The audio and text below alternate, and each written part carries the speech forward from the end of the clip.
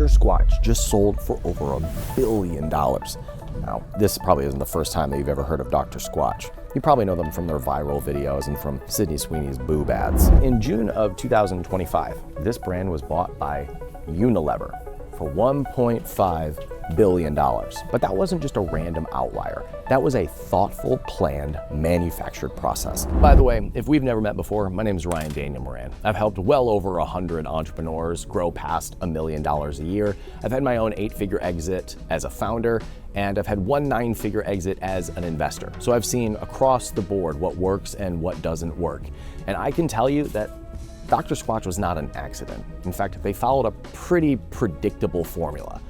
And once you see it, you'll see that it's applied to most of the brands that we see on the shelves. It's not a random outlier. This was a plan.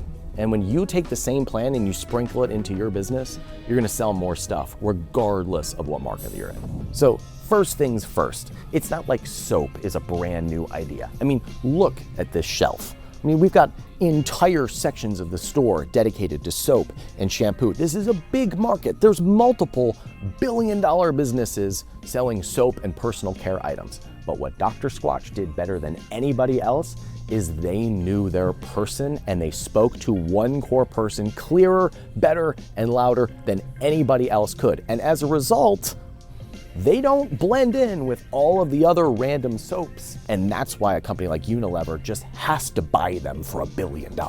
Another really good example of someone who did this well would be Ollie. Ollie went into a big market, that is supplements, and they said, who's our person? And how can we be a little bit different than everybody else? And if you look at Ollie's stuff, it's all gummies. But they were really the first brand that said, we're gonna be all gummies. And if you listen to what the founder of Ollie says, he said, I view our market like a category. How do I get into a category and be different enough so that I stand out to my target customers?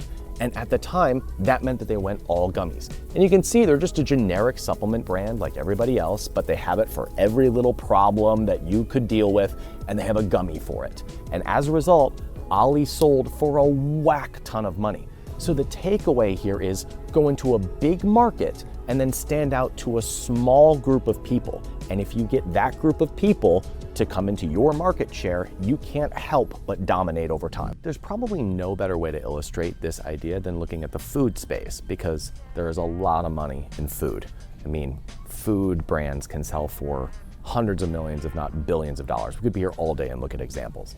But if you look at food for a specific group of people, like Legendary Foods making Pop-Tarts for the high protein, low carb world, or Quest making high protein versions of everything. These are great examples of brands who say, look, there's a big market here. There's a lot of customers. We just need to get one small group of them to love us so much that they take us to the rest of the world. And Quest sold for $1 billion.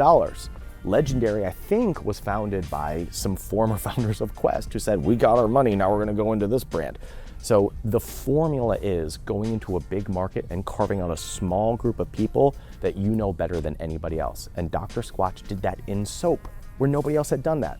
Now, $1 billion exit. Just look at how much shelf space this has. This entire section is dedicated to 3 brands. This section here is dedicated to 2 brands. Look at these brands that are dominating shelf space. What is different about them than the old legacy companies that have been around for decades? Take a look at these 3 different packages. I mean, we have the boring old Irish Spring, and then we have Dove. These are both targeting men in the personal care space. But then this one has a goofy logo with a Sasquatch smoking a cigar, and they call out the main takeaway that makes their brand different, which is that it's natural ingredients that don't put chemicals on your skin or on your balls. This is probably the best example of packaging that just looks different. Liquid death. I mean, it's canned water. Look at all the waters on the shelf. They're huge companies. And then along comes this one that just makes it cool, and now they're everywhere. That is just being different and knowing your market. Big market, specific person, your packaging speaks exactly to that core demographic. Beautifully done. Now, it's not enough to just have good packaging. and to target a specific person. Every person in a big market has pain. And the way that you really stand out in a market is by talking to the pain that your customer experiences. Great example of this is Lumi. Lumi didn't talk about how wonderful the deodorant was. They talked about your stank and how you can put it all over your body in places that you're not used to putting deodorant.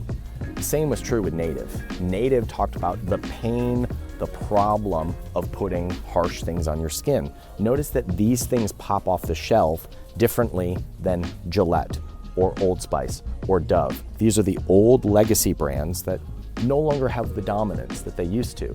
It's giving market share away to Dr. Squatch and Everyman Jack and Native and Lumi and Mando and the brands that are communicating to pain that their person experiences rather than why their product is so much better than everybody else. You can't win that game. You can't win by talking about why you're better. You win by talking about where you're different, where you're first, where you address a problem that no one else has spoken to. Dr. Squatch did that. They were the first people to say, why are you putting chemicals on your balls? Isn't it time to think about taking care of your skin, dudes? They were the first people to say that. And as a result, they got the market share by communicating that problem and to that person in a way that no one else had ever communicated to them before. Now, Old Spice has all of this shelf space. You don't think about them as an emerging, growing brand, but they have done one thing extremely well, and that's their promotion. They know how to get their product seen by everyone in their market. And because they're able to get that promotion, they can still keep a foothold in the marketplace. However, when you sprinkle that same process into what we've talked about up until this point, that's how you can build an organic brand that just blows up out of nowhere. Old Spice was really the first brand to do viral videos on YouTube. You know, the man your man can smell like, I'm on a horse. And they were communicating to men in ways that they had never been spoken to before.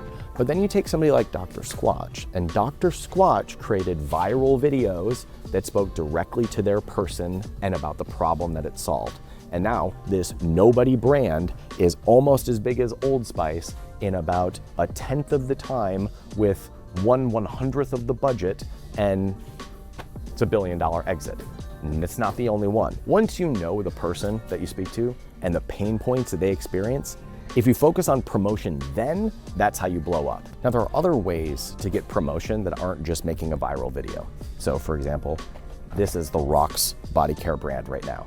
You will have a hard time making a viral video about this brand because there's no pain point that it solves. They're riding the wave of the most famous person in the world and the promotion that he can bring to it. So if they didn't have that, they would have to find the pain point that this product solves and lean into that. Similarly, Element, this is the electrolyte mix. They partnered with a bunch of influencers.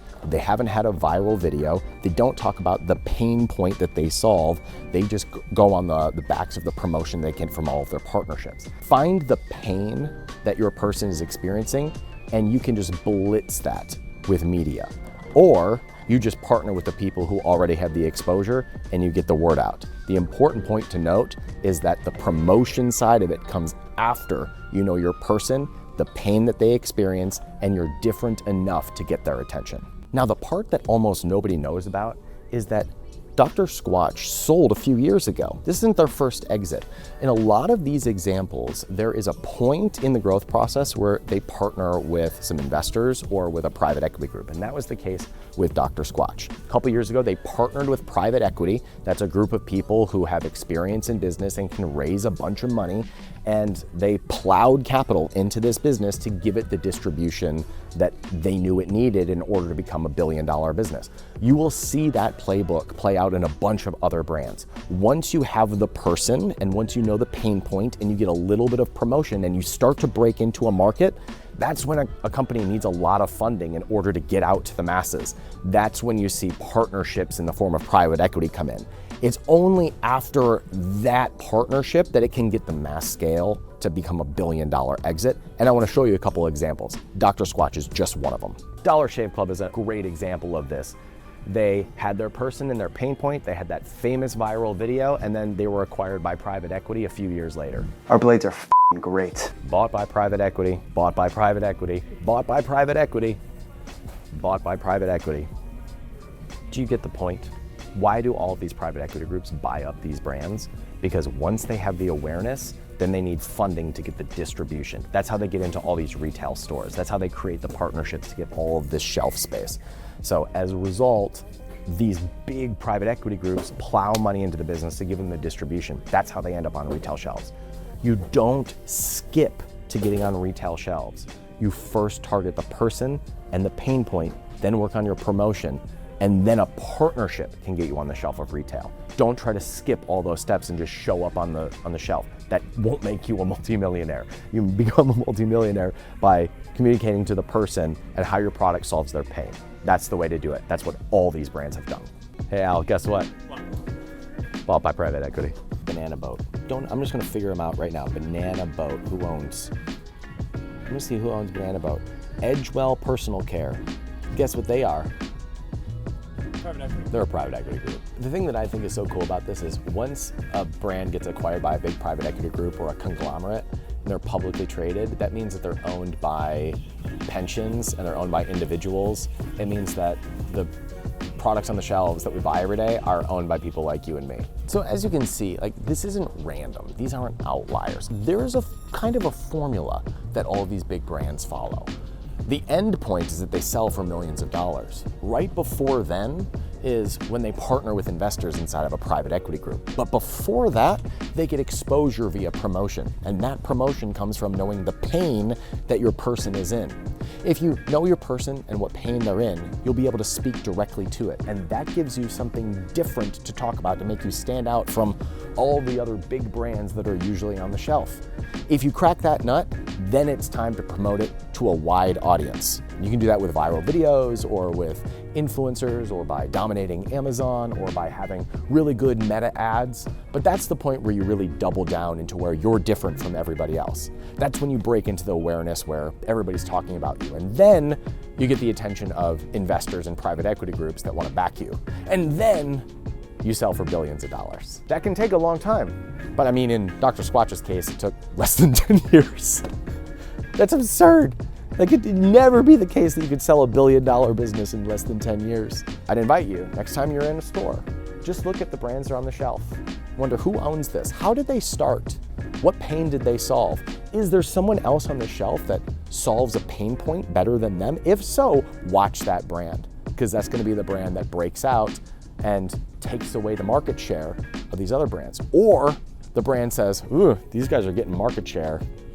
We better buy these guys. Oh, thanks for watching. My name's Ryan. If you're building a brand and you want some help, subscribe to the channel. I work with and invest in businesses that are selling physical products, and I help them get to 100 sales a day, have a multi-million-dollar exit. And if you want some help, I'd love to be your mentor on the journey. So subscribe to the channel, and I'll see you at Target. Bye. Who owns Kleenex?